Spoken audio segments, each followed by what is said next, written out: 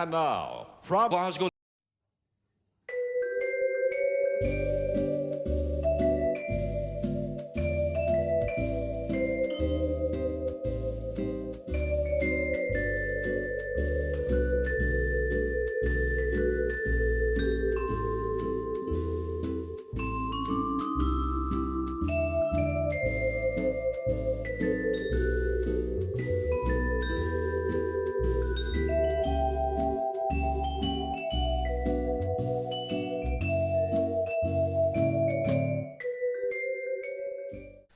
So hello there, welcome to issue 6 of my Lancaster build. Now, some of you may have noticed I'm trying to put slightly vague titles in, maybe titles that will make you smile. In case you didn't get the reference for this title of this video, Hartman refers to Gunnery Sergeant Hartman from Full Metal Jacket. He was the drill sergeant. We are going to be doing some drilling today. We're also going to be doing some cutting and some sanding. This entire issue is completely optional. I personally think it's going to take the level of detail that already exists in the kit from a good level to a slightly better level. But before we start, let's see what they're up to in Hachette land. So I can see that this issue is going to be one of those fiddly issues. Scott does go on about how everybody wants these big sexy parts and they only take a moment. This kind of issue is actually my favourite kind of issue. I like the small fiddly parts. We have got, on the left, we have got obviously the dashboard. We've got some little tiny levers which lots of people complained about. Until I actually look at how they go in, I'm not going to make a comment on them. There is some kind of aerial, and then there's a bag of bits on the right which at this point I'm really not too sure about. Okay, so this is an aerial that he's putting together. At the moment he's doing a dry fit. He's deciding whether or not to glue it in, but yeah, I basically I think I would glue that in, but it looks quite nice. So next up we have the instrument panel, and that is sexy as hell. I must admit that looks really nice. But I believe what's coming up is going to be a nightmare. So next up he's going to be putting the compass onto the dashboard. Now the fact that he's using Tamiya extra thin suggests to me that either extra thin does work on ABS glue, which I didn't know about, or that this plastic isn't ABS. So I will find that quite interesting, because I've actually bought two separate glues. So this is the levers that he's put in. He has done it off camera, I presume, because it's so fiddly. But yeah, they look quite nice. They do look nice. Now, there will be some levers in mine, but they do come with aftermarket parts. I think the kit does come with some levers, but they're just not as good as that. So mine will be coming through the medium of aftermarket parts. So this is a dry fit of the throttle connectors. Oh, Scott, are you going to rip that off? Ooh. So it looked like so. I think he's going to do a dry fit here, not actually glue it in. But this is going to look very nice. There you go, guys. And that is the throttle controllers. So that is roughly what the issue will look like after issue 6. And I have to say, guys, I am really impressed. I do like the fiddly issues. So I'm sitting there going, this is one of those issues where I sort of say to myself, yeah, I wish I'd done the Hachette build. But you know, it is what it is. I've chosen to do the Hong Kong version. Let's see if I can do a better result. So as always, thank you very much, Scott, for allowing me to use footage. Yeah, fantastic build. Of all the people building the Lancaster, I think I have not made a bad choice in asking Scott, so thank you. Now that could make a difference, but it's a lot better than being a lot more, 6 times that, 12 centimeters. So what I'm going to do, I've marked in red the part of the rib that I want to remove. That's why it's red.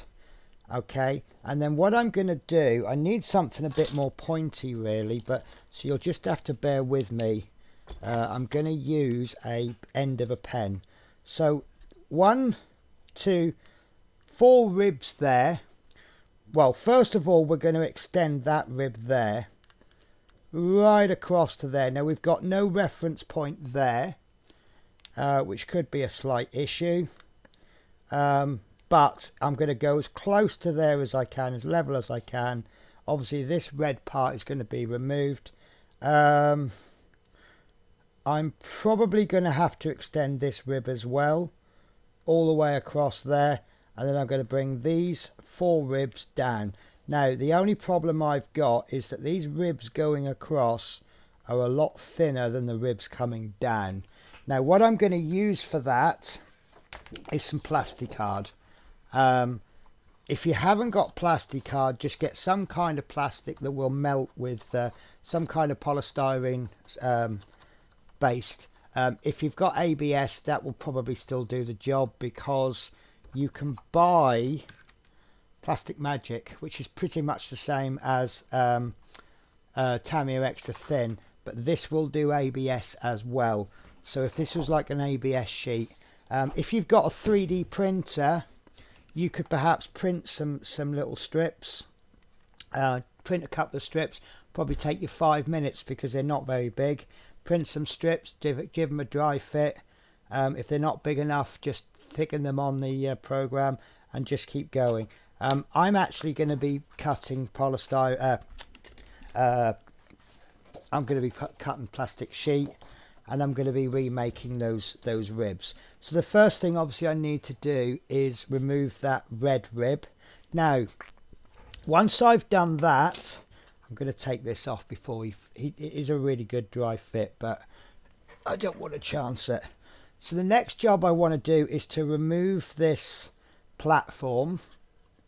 And now Nigel's modelling bench, he's removed the platform, shortened it, and then stuck it back on this, and he's advised not to cut it flush because you'll have that gap. I am actually going to cut it flush, because I'm actually going to stick this platform to the side of the wall, and then I'm going to make sure the wall fits. So this wall will fit absolutely perfect. Let me get this in, because if you look at the floor there, it absolutely fits perfect with those struts there. So I need to remove this. Now I have a bit of a problem. I do have a razor saw, and this is my razor saw. I'm not going to advertise it because razor saws are available all over the place. Now, because you see that where the handle is, it's straight in the middle, I can't get that in there unless I cut at an angle. Now I did look for, I think they call it asymmetrical, where the handle comes out and then it comes down, so the actual blade is a little bit lower than the handle, so you can cut it like that. I've ordered it from Hachette. I'm not saying good or bad about Hachette, but it's been 3 days and they've not even dispatched it yet. So I've cancelled the order. I might buy one another time, because I've actually decided to make my own. So what I have here is an old blade. Now when you use these, occasionally the blades will break. They're very thin, they're very brittle, they break very easily, but they are extremely good. Now for a while I'd been using the razor saw one-sided, but then I changed the blade. But I've kept the blade and I've snapped it in half, and what I've done is I've got some wooden sticks. I suppose I should be saying buy craft sticks from a craft store, but I'll be absolutely honest with you. I'm not going to mention the company, but I went into a certain coffee store that are very well known for their sausage rolls, and they rhyme with Fred's. and when I had a coffee, I grabbed a few extra. I will obviously say with permission. So what I've done is I've stuck three coffee stirrers onto the blade, just to give it a bit of height, because it's a bit awkward. Then I decided which way do I want the handle. Well, when I'm cutting this side, I want the handle here. But when I'm cutting this side, I want the handle there. So I've popped the handle, a double-sided handle. So I basically have made myself a saw that I can cut flush like this, and then I can either come in that side or I can come in this side. And this has actually been tailored for the border models, for the Hong Kong models, Lancaster. Then I've got to work out how to cut along there, but I'll probably just extend my cut. Once I get to there, I'll probably just bring the cut in at an angle. That'll give me a cut line along there, and then when I cut there, I'll cut there, come in at an angle, and that will give me a line, and then we'll match the two up. You'll see I'll put some masking tape on there. This is the instruction from Nigel's modelling bench. 17mm should be 11. He's actually measured the platform. I think you'll find this is, yeah, he's measured the height above the ground. So that is about 17mm. And then obviously with the border models version, it should be about there. So the first thing I'm going to do is I'm going to cut these, where it's red, I'm going to cut that off. So I'm going to actually need to cut below there. Do I need to? Yes, I need to cut below there, and that will give me a little post to position my what we're calling it, the piece of styrene on. So I think the easiest way to do it will be, I might even use this one. I'm just going to get my razor saw. Am I in camera? No, I'm not. And I'm just going to gently cut that back. This is going to be the easier bit, because I can just get my homemade razor saw and I can just cut along there. So I don't want to cut too deep, because I don't want to cut into the actual floor, into the wall of the Lancaster. You could probably use a craft knife as well. Unfortunately, I'm waiting for a new craft knife to come through as well. So the only knife I've got at the moment is this big Stanley type blade, which actually might be easier. Yeah, actually it is easier. So I'm just pushing, just cutting the part that I've painted red. I'm just cutting it either side of the posts.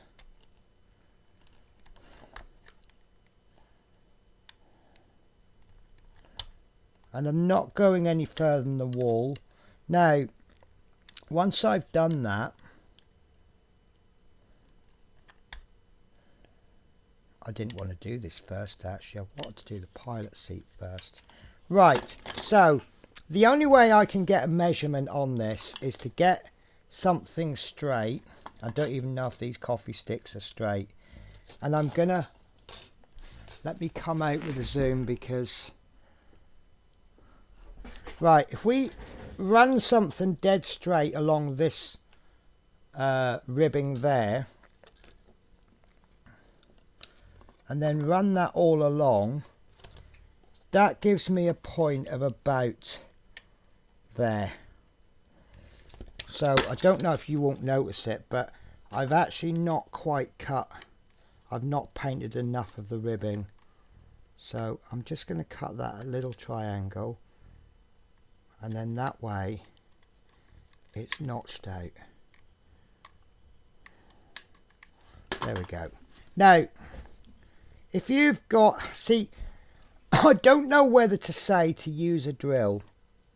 If you had a drill with a little sanding bit on the end, you could get that quite easily. But you run the risk of it heating up. And once it heats up, it's going to melt the plastic. Right. So, See, this bit's going to be simple enough. We're just going to run this razor saw backwards and forwards.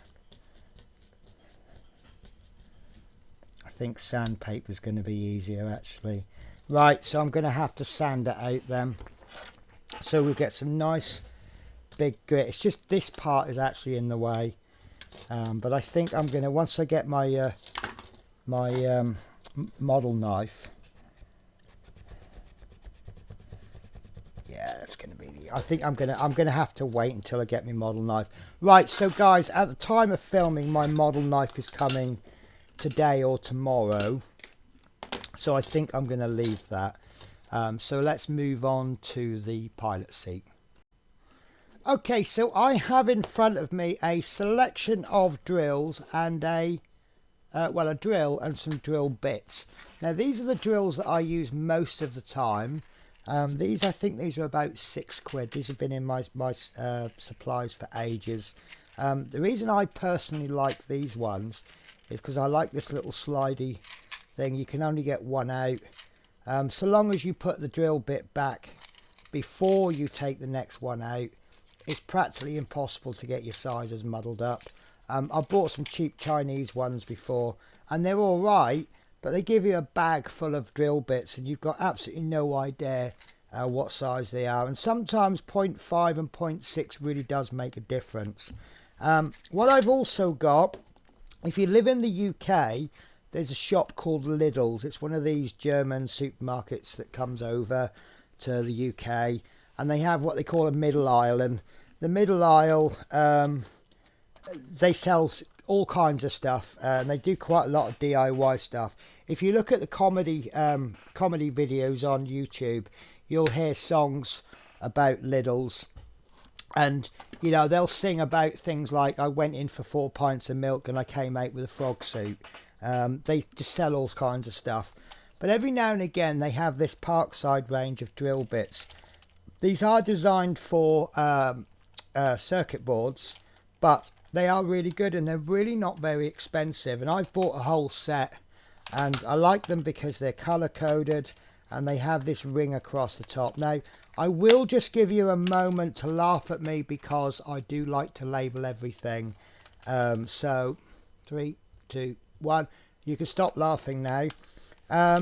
Obviously once you use these for a long time you'll just get used to the colors, but I've got the full, well, I say the full range, I don't know what the full range is, but I've got from 0.3 and they go up in 0.1 millimeters all the way up to 3 mil. And I'm just picking this one at random. This is a 0.6. As you can see, they're really good drill. They're all right drill bits. And I've got this pin vise because it's a little bit wider. I find that some pin vices, they don't fit these slightly fatter ends, but that will just go in there like so, and then you've got yourself a nice little drill. But the good things about these is because they have this little color coded collar, so you can identify them, they're actually quite handy to hold. And some people find they can actually drill with them without the handle. As you can see, like, I mean, that's only a wooden stick, but I've just drilled through there, no problems. I will always use the handle because it's what that's effectively done is made a screw hole, whereas if you use a handle you can kind of scrape it and make it flat. So yeah, these are really handy. So if you ever pop in Lidl's, just, yeah, I mean, I've got their app, so I get notifications of what's coming. Then every Thursday they have new middle aisle sections. Right, that's not getting this done. So we have got 4 holes on the bottom of our pilot seat. We have no idea how big those holes are. So what I'm going to do, we can either go just pick random drill bits, but I find it hard to judge if it's too big or too small. I think 2 is definitely too big. So we'll go 1.5. that might be the correct size. Might be the correct size. So what I'm going to go is I'm going to go down to 1.1, which I feel will be too small. Yeah, that's definitely too small. Right. Oh, excuse me 1 second. Well, that was a coincidence. So that doorbell was my postman knocking, telling me that I've got 2 parcels. So my new craft knives have arrived. Quite happy with those. These are my craft knives of choice. I like these because they're heavy on the back. They actually come with blades as well. I read I got these from Amazon. I read the description and it said 3 knives with 5 blades. So I thought I was going to get 5 blades. You actually get 5 blades with each knife. So that's the blades I prefer. I like these because first of all, they're retractable, so they transport easier. Secondly, they're weighted on the back, so if you drop it, it's not always, but it's more likely to land that side rather than blade down. Now, if you are a long-term Warhammer painter, that will look familiar to you. If that was brown rather than blue, that will look like the old Citadel knife. But yeah, I'm happy with those. I bought 3. They actually come in packs of 3, but I wanted 2 because I tend to use the pointed blades, but I also use the rounded blades. So what I tend to do is I put a bit of electrical tape around the middle, and I put a rounded blade one in, and then the sharp blade I keep. And I know someone who could use a knife, so that's going to come in useful. I've also bought some VMS Flexi thin CA glue for this apparently is for photo etch, so I thought I'd give that a try. And I've got 4 pots of paint. So the pilot that I was going to paint this episode, which I have put off for a week because I didn't have the paints, I now actually have the paints, so I can get those painted. Anyway, that's not getting on with this. So we think those holes are around about 1.5. So what we're going to do is we're going to get our 1.1mm drill, and as close to the middle as we can, we're going to drill that hole out. And it will unfortunately destroy your paintwork. There we go. So I'll get in as close as I can. I don't know if you'll see, but that is not quite big enough. You can just see some of it underneath. So that's absolutely fine. So what we now do, and looking at that hole, I think my estimate of 1.5 may be incorrect. I think it may be closer to 1.2 or 1.3. So what I'll do is I'll get me 1.2, and then now I can see that I've gone a little bit off center there. So what I'm going to do is I'm going to drill, but I'm pushing it downwards a little bit.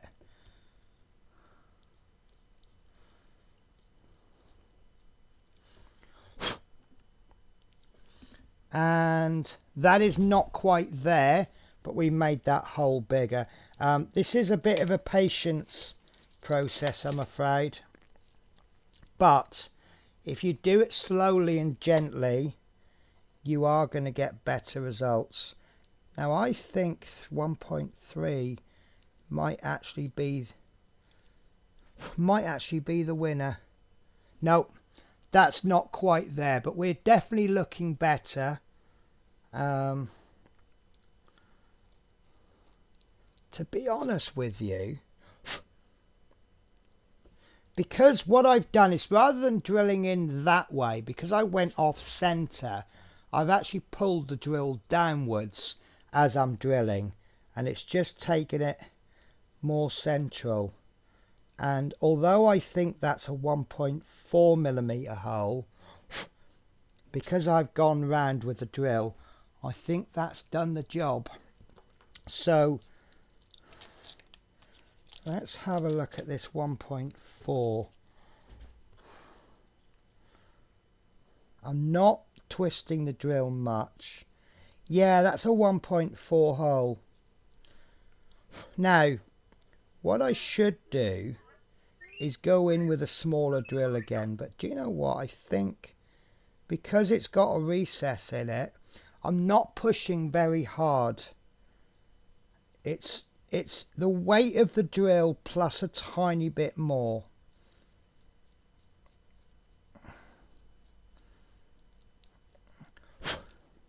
There we go. I think that's perfect. So third hole, literally the weight of the drill plus a little tiny bit. I'm just pushing slightly with my palm. I don't want to dig, I just want it to just gently grind that plastic out. I don't know if you can see the shavings coming out. But that's the way a drill works. It just kind of, can you see those shavings on the end of the drill bit? It's not really very exciting. Once the drill is in, carry on. Oops, that one's gone a little bit at an angle. So once the drill is in, keep turning it, but you're pulling back on it, and that will make that hole a little bit more smooth and rounded. So there's 3 holes there, and it's important to keep those in line. So obviously if you put the correct size drill bit in, because of that recess, it will center itself. But you're just putting the weight of your palm on the end.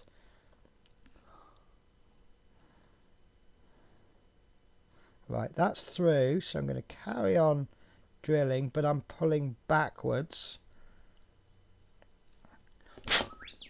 There we go. Doesn't that look better? Now we probably need to just touch the paint up in there. Actually, I don't think we really need to, but I'm going to anyway. So there we go. I think I've just improved that in less than 2 minutes. So 1.4mm drill bit. I do actually, look, I don't have a 1.4, so my expensive micro box drills are actually not good enough for the job. Instead, I have to turn to a cheap German supermarket for the bits that I need. How cool is that? Right, guys, so I am going to have a little play with my new knife. I'm going to set it up, and then we can start work on the ribs. I'm happy with that. Isn't it amazing that drilling something out, how much detail it adds to it? You can actually see my hand through the holes behind. Let me put something a bit more prominent. So look, you can actually see, if you get it right, there we go, we can see the red from the micro box drills. So yeah, I'm happy with that.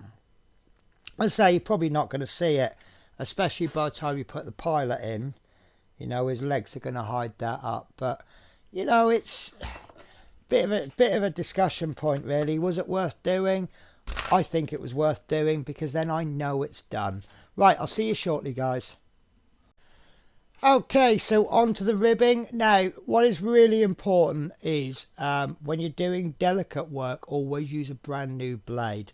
I'm going to use 2 terms.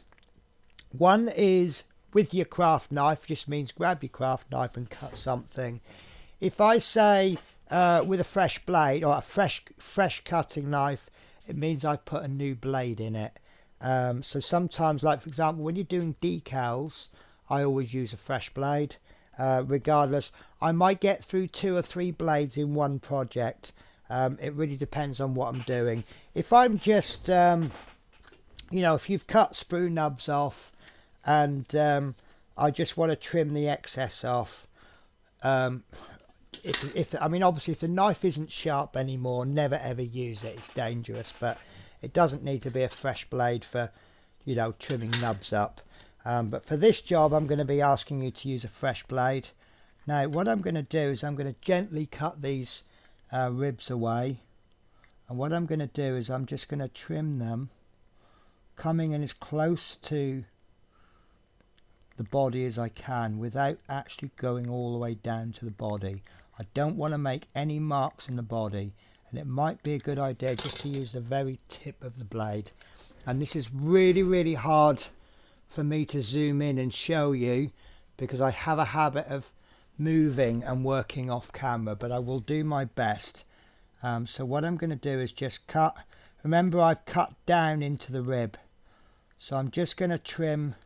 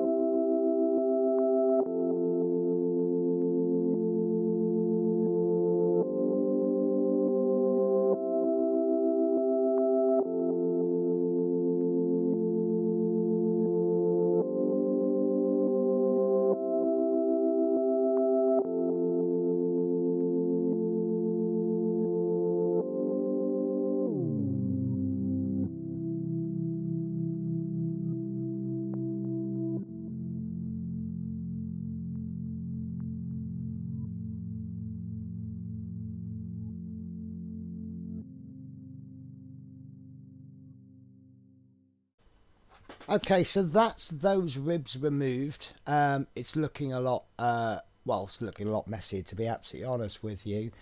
So what I want to do now is I want to put one rib in. Bear with me, I'm so struggling to pick this up. Right, so I've got a piece of plastic card. Now, this particular plastic card is 1/2 mm thick.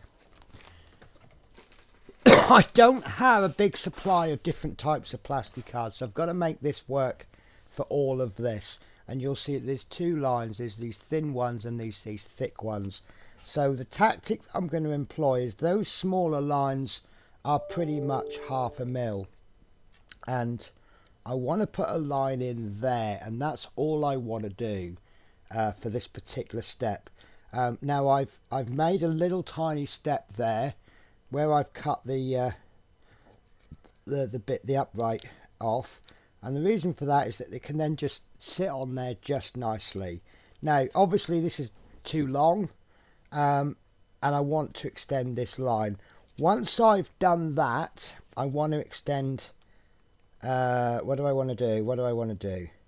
I want to extend these 4 larger ones down,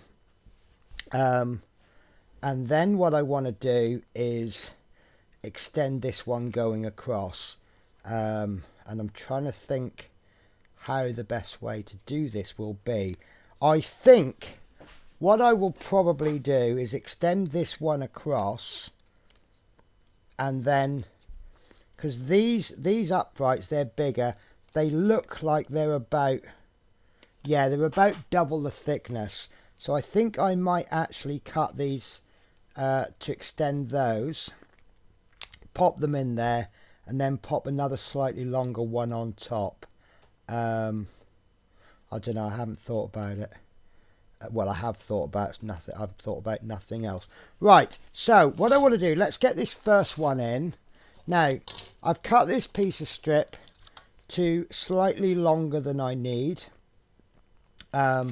And also I need to guarantee that's straight, because what I'm going to do is I'm going to stick it down this way. So to guarantee I have a straight edge, one of the problems I find with this is that when you cut it really thin, it curls, which causes a bit of an issue. And sometimes when you cut in tiny pieces, you can't always get it straight. So what I'm going to do is I'm going to get quite a thick piece. This is going to be quite wasteful, and I apologise. In about 3 or 4 passes, I'm just running my still fresh knife blade down.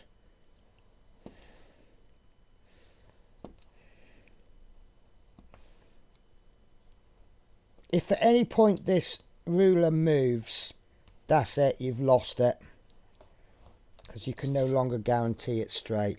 So this, unfortunately, is now waste, because one side we can't guarantee its straightness. So what we're going to do, I can only estimate this, I'm afraid. I'm going to take a thin piece of strip, and I'm really sorry I'm off camera. In fact, I'll try and move it. There we go. So I've got this very thin piece of strip, and I'm really not worried if it's slightly too wide, because if it is too wide, ideally we want it exactly right so it goes across there. But if it's a bit wide, we can always run a piece of sandpaper down it. So I'm going to go with this, and again I'm pushing down quite hard on the ruler to make sure that it doesn't move.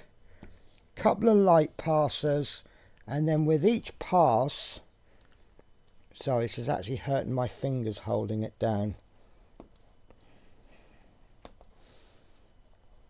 There we go, nearly there. So we have created a thin strip.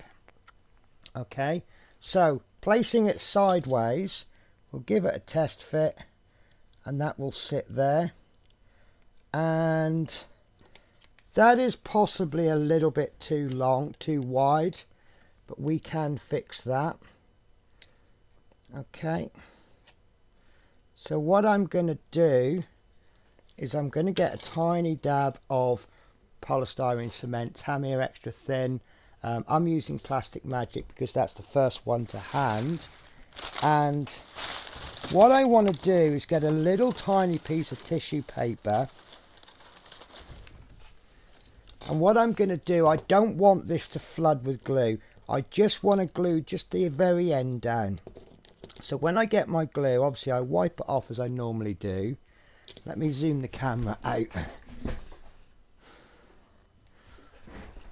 Right, so as normal, I'll wick off as much as I can, but I'm just going to touch the end with a tissue paper. That will prevent any build-up on the end of the brush. And then I can just touch in the corner there. I've got to do it a little bit quicker than that. So wipe off, wick, little tip on the end there. No, do you know what? Okay, ignore the wicking bit. Right, and then I'm going to just place the end there, like that. And I'm going to give that a few minutes to dry. I'm going to move this into place, and then that way it makes sure that that bit is in, rather than fighting with a whole lot and ending up with something that's not straight. By gluing that end piece down, once we come to glue the other end, we could then pull this as much, well, not as much as we want, but we can pull it and it will go straight. You see, we tension it, and then we can fix the rest of it in later. Right, so I'm going to leave this. So what I'm going to do now is I'm going to get a couple more pieces of this styrene strip, and I want to make these longer piece. I don't know whether to do the longer piece or and then put the struts in the middle. I think I'll do it that way. So I'm going to make another piece, another long piece, and I'm going to glue that in there like so. And then let me show you how I'm going to do the uprights. So I think that the height of these upright ribs is about 1 millimeter. So what I want to do is get two pieces of strip which is longer, and I'm just gonna glue them together, and I'm gonna make a double thickness strip. Now obviously if you've got 1 millimeter styrene sheet, you won't need to do this, but I don't, so I do. So I'll just cut that one in half, and I'm just gonna get a couple of pegs.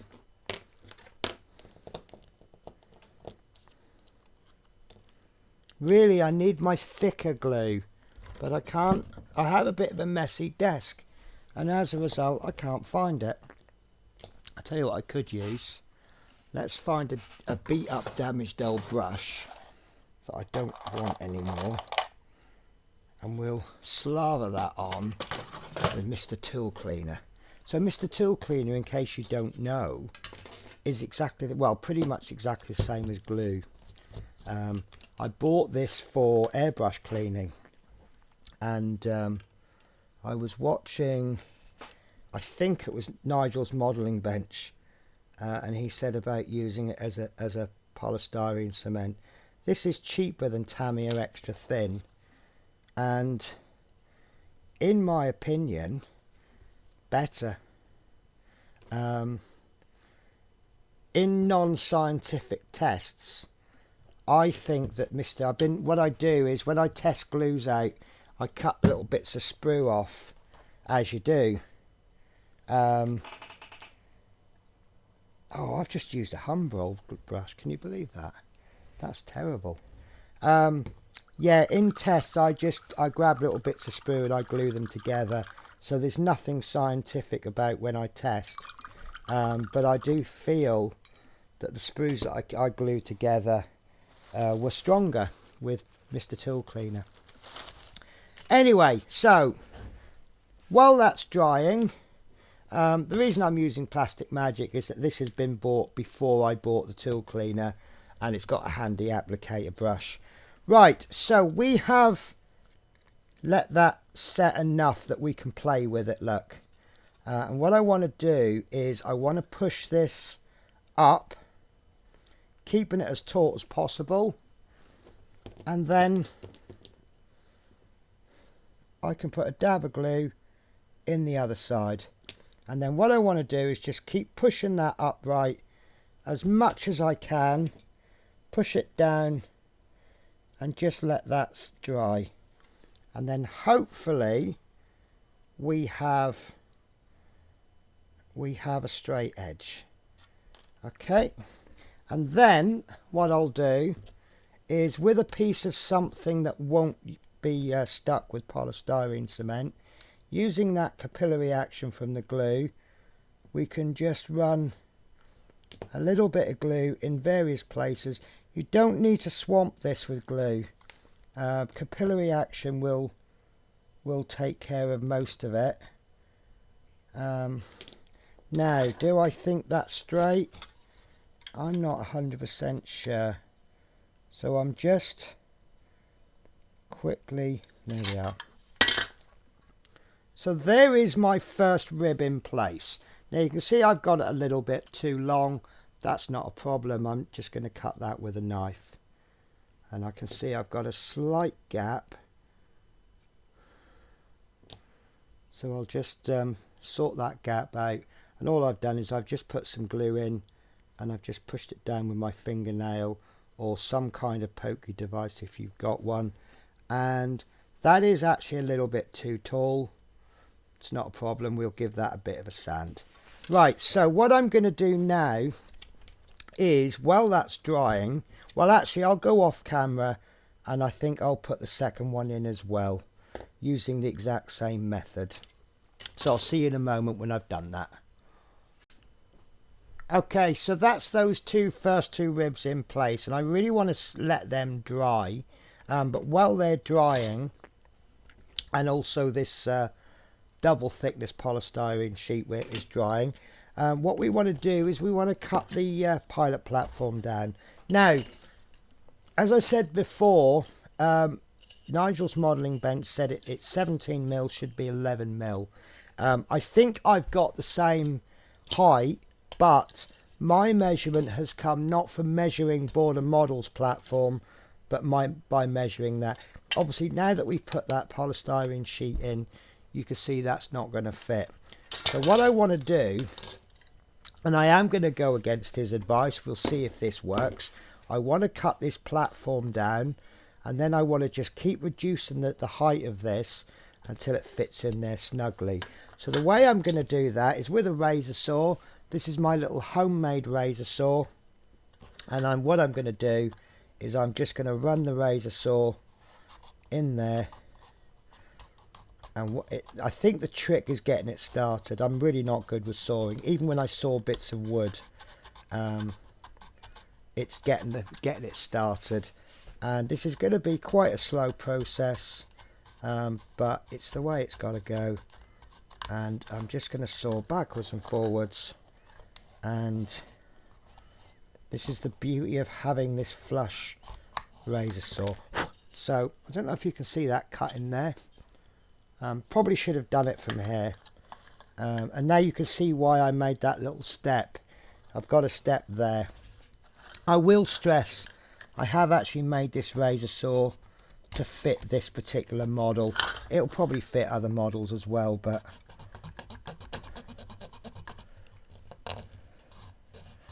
now I personally find it easier to get started on one end and then just work it from there. I think it's all the way through on one side, but there you go, it's got a really fine cut. So I'm going to carry on cutting along there, and I'll see you in a moment. Okay, so you kind of have to use about 3 different ways to cut this bit off. I started in the corner, slight angle, kept chopping, and then in some places I kind of used it as a scriber and just kept pulling in one direction, and then this one was the same. And then I had a little bit of trouble getting around this corner because the amount of blade I had exposed didn't actually fit all the way in. So I did something that if you saw me doing it, you would be jumping on me. I actually removed the blade from my other saw. As you can see, I've not put it in straight, and I just literally got the blade and I did that with it. Extremely dangerous. I would put that on a par with cutting towards you, which we all do, but we tell everyone not to do. And then what I think is important is to get that cut to continue. You'll see that it's just continued all the way through onto this side. It's important to have that line, and the same on the other side. So what I'm going to have to do now, and unfortunately I don't have a 6-inch ruler, I'm going to place my ruler on there like so, because this is the bit where I can't get things straight, and I'm just going to run a parallel line along there. Probably best if I actually use this, and I'm going to scribe a line along there, and that's going to give us our line to cut, and then repeat the process on this side. But obviously now we have 2 points to follow, so we follow from there to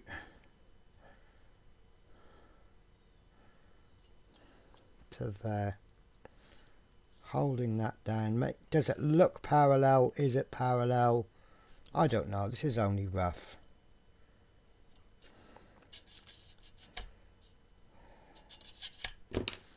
Okay, and I'm going to do the same again. Once you've actually got a line in place, this blade does actually follow. I don't know why that's gone all wonky. Maybe the hole in the razor saw is bigger than the screw hole. There you go. Right, so I'm going to carry on doing that, and yeah, I'll see you when it's done. Okay, so this is the platform chopped off. As you see, I didn't do an extremely neat job, but it doesn't matter because this is the back. This bit won't be seen. What's important, well, even if we didn't get this straight, it's fine because we've still got to chop more off. Right, so the next step is I want to reduce the size of this platform so that it matches with the white line, so I can see how much I need to chop off. Now, I think the method I'm going to use is I'm going to chop almost enough off with a rotary blade, Dremel or something like that. And then when it's almost there, I'm going to get a piece of sandpaper. This is for illustration purposes only, because this is 3000 grit, will be there all day. And then what I'm going to do is I'll finish it off like this, and I'll just keep sanding and sanding and sanding, test fitting until it fits in perfectly. It needs to fit in at the front. It'll need to be flush there. So that's what it will look like when it's finished. If the back is a little bit gappy, it won't matter, because this bit won't be seen. It's these three sides that need to be neat in the end. So there we go. And I think what I'm actually going to do, when it comes to gluing this in, I think I'll glue the floor in. I might change your mind, but I'm thinking of actually gluing this to the back wall and then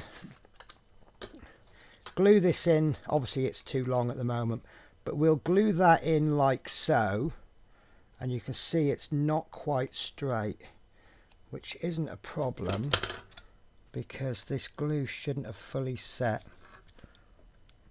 Or has it? There we go. That's what I should have done in the first place. Got a little bit of movement because it's only been about 10-15 minutes since I glued that in. So what I'll do is I'll probably glue that wall in like that, and then we'll bring the wall in, the floor in, and then if there are any gaps, hopefully there won't be any gaps, but if there are any gaps we can deal with them that way. It's not the best way to do it probably. It's a little bit, you know, it wasn't as much fun as I thought it was going to be, and you know, there might be better methods, but it's certainly going to work for me. So I'm going to remove, I can see that I need to remove roughly, I really want a pen that will write on this, so I need to remove, I don't want to scratch it. Let's see, I've got a highlighter. There we go. Let's go with a highlighter. So you can see where that rib ends.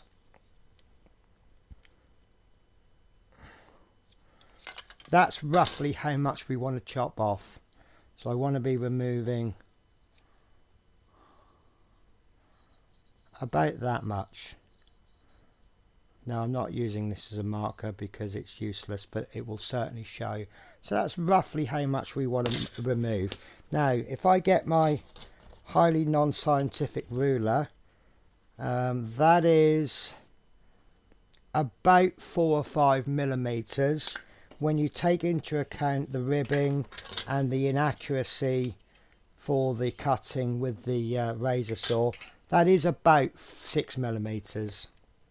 So as you can see, Nigel's modelling bench is not wrong. He is right in about 6 millimeters, but I've got that figure a different way. So right guys, I am going to, so we know we want to chop that much off, so I'm going to run a ruler a little bit less. So there's my 6 millimeters. So I'm going to chop about this much off with a rotary blade, and I'm just going to scribe that with the back of my knife. So there's probably about 3 millimeters I'm taking off there, and the rest I'll take off with sandpaper. So I'm going to do that off camera because it's going to be so boring for you watching me go now, a couple of notes before I carry on any further, in case I haven't mentioned it. I'm doing this on the Hong Kong. Well, first of all, you don't need to do any of this. Everything that's in this particular episode, you do not need to do. You do not, I can't remember what we did at the beginning. Something we did. I'm going to have to take a cut, guys. Of course, guys, sorry, I completely forgot. So, what we're doing in this episode, we are drilling out the 4 holes in the front of the seat. You do not need to do that. It's just I want to add a little bit extra detail. You may not even see it when it's finished, but I know it's done.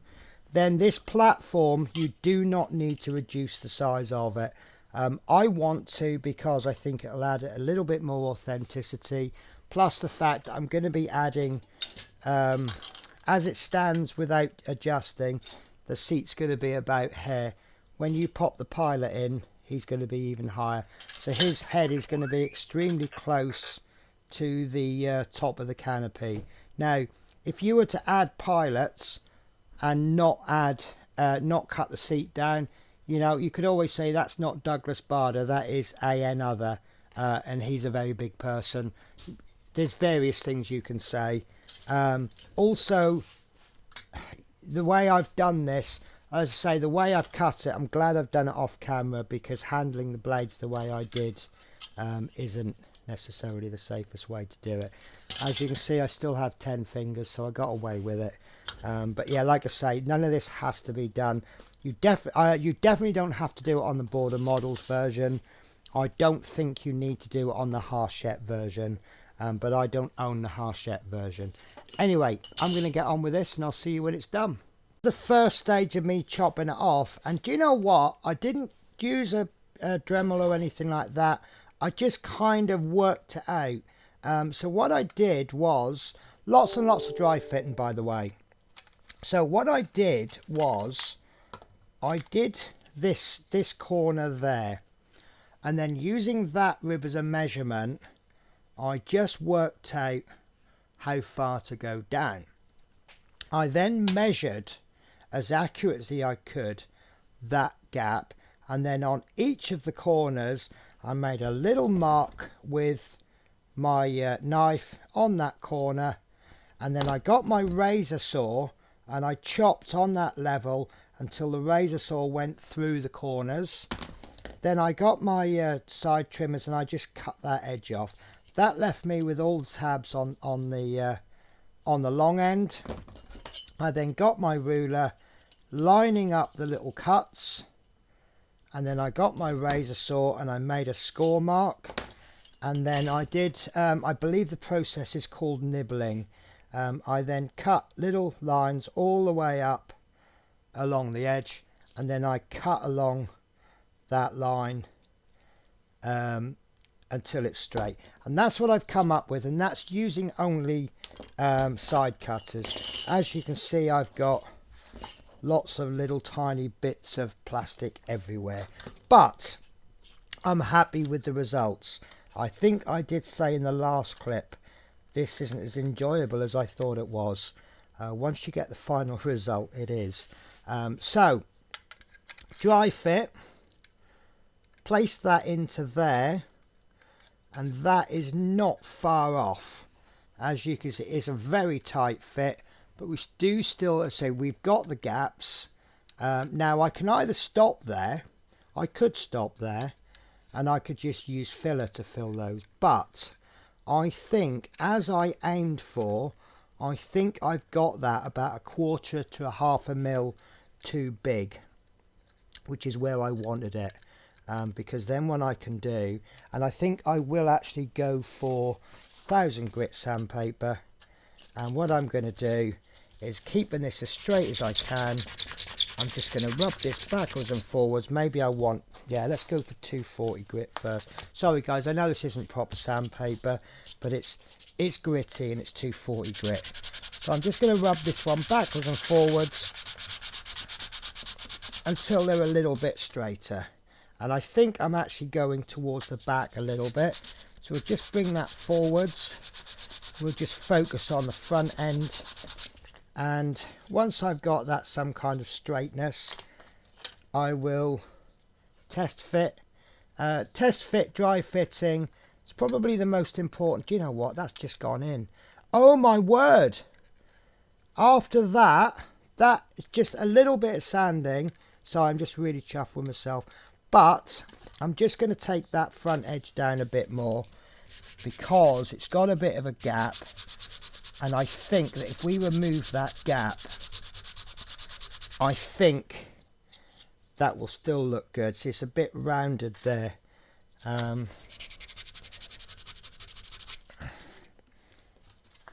Wow, I can't believe that went in so well. So there we go guys, it's not glued in yet, but that's actually a really good fit. Now that's as far as I'm going to take it. I know it's not dead straight.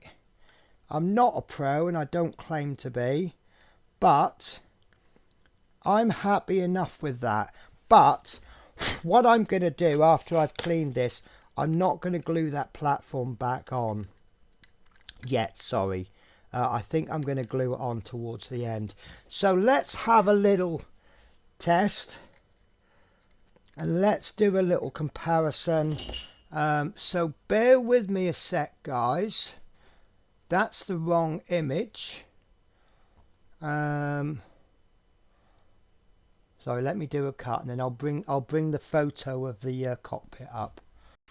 Right guys, so there's a picture of the original cockpit and there's my new seat, and I think you will agree that looks a lot better. And then by the time we get the pilot in there, his head is going to be roughly there, and with the canopy on, I think he's going to have plenty of headroom. Right guys, I'm actually going to finish it there. I thought that was going to take a lot longer than that. So yes, I will be changing the build instructions slightly. So when it comes to glue this in, either just before or just after, I've just realised I've not put those ribs in, so I can't finish the video here. So there will be a little bit of filler required. Let me get rid of that image. There will be a small amount of filler required, but I actually expected that. I might even glue that to the wall, but yeah, I'm happy enough with that, guys. As I say, there will be some filler. Might not need that much filler actually. By the time I've swamped that with glue, that might actually fill that for me. But look, there's the dry fit of the new platform.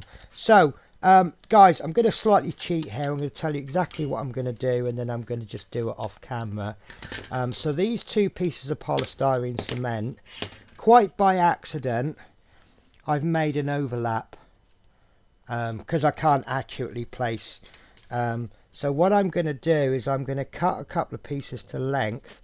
I'm going to keep that overlap, and then I'm going to glue them in. You can see that that overlap will fill that gap. So let me explain that in more detail.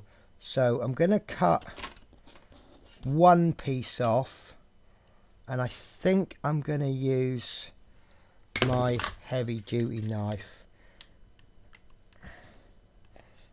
Oh, see, this is the problem. You need to keep that ruler. I'm going to go back to my proper knife. So what we do is we make a series of cuts rather than one big deep cut, because it just controls things a little better. And this one is only really my test bed, because as I suspected, that's too thick. So we'll cut another one smaller. If you've got some way of accurately measuring and cutting, that's going to make life so much easier for you. But I'm having to use a process that I call trial and error. If it's too big, cut it smaller. If it's too small, cut it bigger, or cut another one bigger.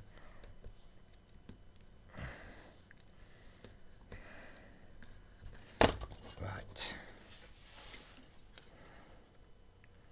that will do. Right, so what I'm going to do, that overlap, I'm just going to cut the overlap a little bit, so that will sit on there quite nicely. Now it's still too long, which is fine. Can always cut more, but you can't add it if there's too much. That's still massively too long. Maybe I didn't cut any off. Maybe I thought I did. There we go. Right. So that I'm happy with. So now we need to cut the length. In fact, I'm not going to cut the length just yet, because now we know our thickness. So what I'm going to do is I'm going to set this ruler exactly the same thickness as this strip.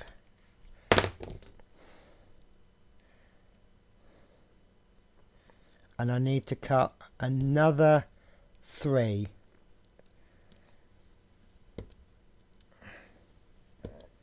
And I'm not going to put you through the boredom of watching me cut these plastic strips. So I'm going to cut 3 strips off, and I'm going to cut them to length, and then I'll come back when I'm ready to glue them on. Okay, so I've got 3 of the ribs in place now. I'd like to show you how I do the, I'll do the last one. So you'll see that I've made this rib, it's got that little ridge, and that little ridge is exactly the same width as that bar going across. So all the ribs going across are half the thickness of the ones going down. So I'm going to use that to my advantage. So that will create a little ledge, and that will go over the top there. And then I'll just work out roughly how long it needs to be. And some of these I've cut too long, some of them I've cut exactly right, and you can see that that is not quite right. I actually deliberately did that one too long. So what I'm going to do is I'm going to pop those, pick that up with tweezers, and I'm just going to chop a little bit off the end, not too much. Pop it back in with tweezers because they're too fiddly for me to work with. And that is not quite there. So I'll just nibble away a little tiny bit more.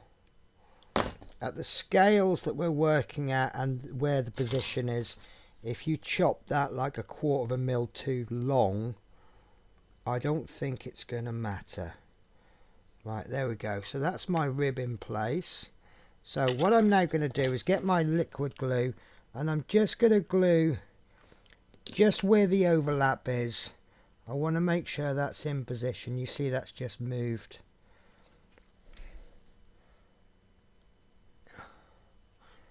And then make sure that's straight. Once it's straight, I can glue the rest of it. And that is my modification done, and I am happy. Some of you may be looking at this and go, no, that's terrible. But guys, I'm reluctantly admitting that I'm probably an intermediate modeler. I like to consider myself quite fresh. So, you know, I'm not a professional. And for some reason that's now not going in. That's fine. That's one of the reasons I don't want to glue it in now. But there is my new cockpit floor, and I am happy. So as I say, this whole issue, this whole stage is purely optional, but I think that has definitely improved it. So I'm going to end the video there. I'm going to go away and make myself a celebratory cup of coffee, because I am actually at work later today, so I can't have anything too strong, but I am dead chuffed with that, guys. Yeah, so there we go. So as you were aware earlier in the video, my new paints did arrive, so we're going to have a painting issue next week. And I'm going to be painting the pilot figure. Now, a word of warning. The pilots wore... Sorry, the general crew wore RAF blues, jackets and things like that. This is Guy Gibson. The evidence that I've been given, and it's, you know, I've asked where the sources have come from. He actually flew in his shirt, and his life jacket wasn't the regular RAF issue. I believe it was obtained from the Luftwaffe somehow. So he is going to look a little bit different from everybody else, but we're going to have some fun with him.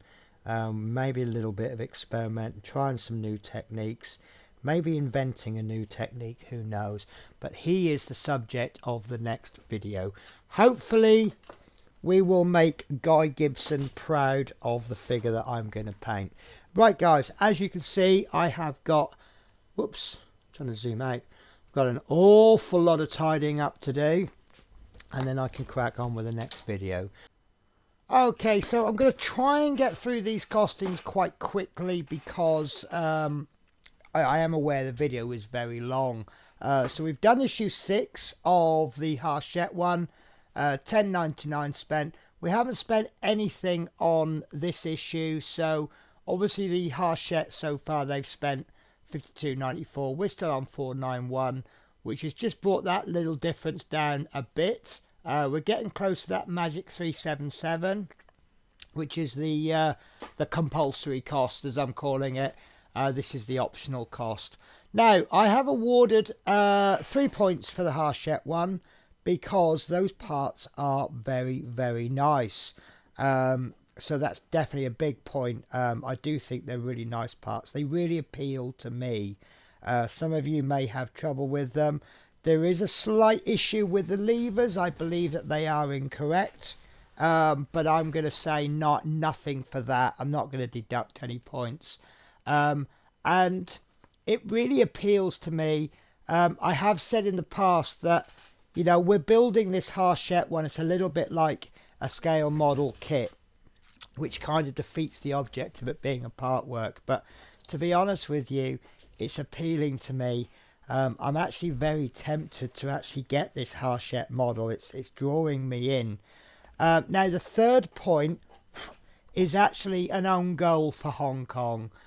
Much as I enjoyed doing the modifications to the ribbing and drilling those 4 little holes out on the pilot seat, I'm going to give it an own goal for Hong Kong because they shouldn't be like that. That the Hachette one is right with regards to the height of the pilot platform.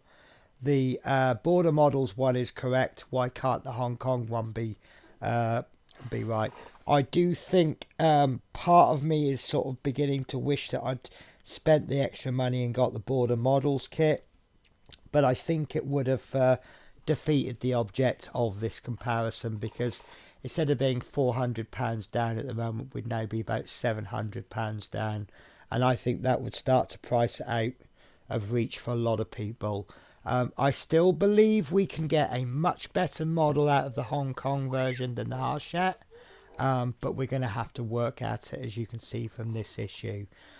So that does actually mean, in terms of the ratings, Hachette has taken a little lead. They're now 1 point in front. 10 points to Hachette, 9 points to Hong Kong.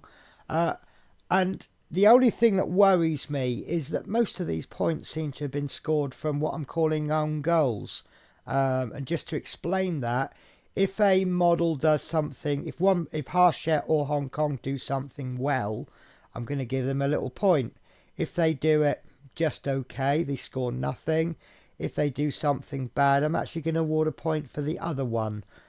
So in this particular case, Hong Kong models, I think that ribbing is quite bad. I'll be absolutely honest with you, and I don't think many people will disagree with me.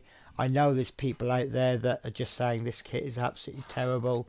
I think we can make something good of it, but like I say, we are going to have to work at it. So that is the score so far. I do apologise that you can see the future issues. Obviously, once we get down to about issue 13, then obviously I'll be scrolling that, and I'll also always have the latest issue down below. Now you'll see some little red triangles. They're my little notes. Now this particular column here, that's my notes for what I purchased for Hachette. So you see there's the model, there's the paints, there's the Tamir extra thin, there's the varnish, there's the actual crew that I've bought.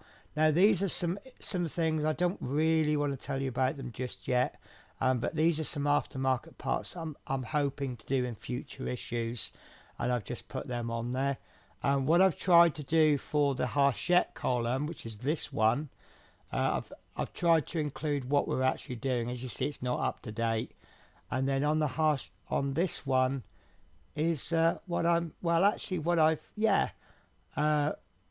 this is actually my plans. But so there we go, guys. This is the column we're dealing with at the moment.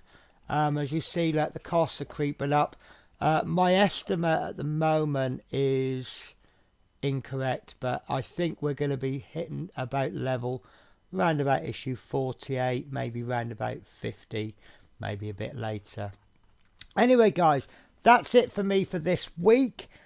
Next week we are painting the pilot. We're going to be painting him as Guy Gibson, not as a pilot. So a little bit of a spoiler for you. We will be doing him slightly differently. And if you haven't done your research on Guy Gibson, you may actually raise your eyebrows a little bit. Hopefully I'll catch you then.